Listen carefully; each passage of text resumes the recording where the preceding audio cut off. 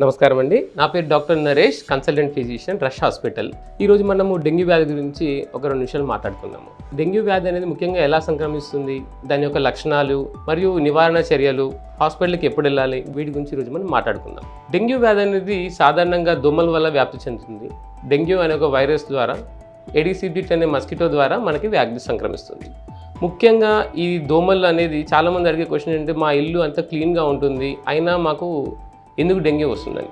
ఇది యూజువల్గా అండి ఈ డర్టీ వాటరో లేదంటే పొల్యూషన్ వాటర్ వల్ల కాకుండా ఫ్రెష్ వాటర్, ఎలా అంటే మన ఇళ్ళలో పూల కుండీల్లో నిల్వ ఉన్న వాటరు, లేదంటే వాటర్ సంపులలో మూత లేని చోట నిల్వ ఉన్న వాటర్ వల్ల, వాటిలో గుడ్లు పెట్టినటువంటి దోమల ద్వారా మాత్రమే వ్యాప్తి చెందింది.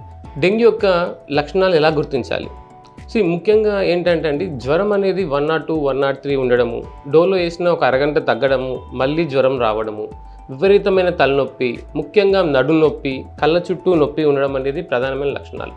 ఈ నడుము నొప్పి కూడా మేము దీన్ని క్రష్ బోన్ బ్యాక్ పెయిన్ అంటుంటాం. అంటే బొక్కలు ఇరిగితే ఎంతలా నొప్పులు వస్తాయో అలాంటి నొప్పి అనేది ఉంటుంది ముఖ్యంగా దీనిలో. ఇలాంటి లక్షణాలు ఉండడం కనుక దగ్గరలో ఉన్నటువంటి వైద్యుని సంప్రదించడం అనేది చాలా ముఖ్యమైనది. డెంగ్యూ రాకుండా తీసుకోవాల్సినటువంటి నివారణ చర్యలు ముఖ్యంగా ఏంటంటే, చాలా రోజుల నుంచి క్లీన్ చేయనటువంటి వాటర్ ట్యాంకులు కానీ, పూల కుండీలు కానీ, ఇలాంటివి ఏమైనా ఉంటే వారానికి ఒకసారి నీట్గా శుభ్రం చేసుకుంటూ ఉండాలి.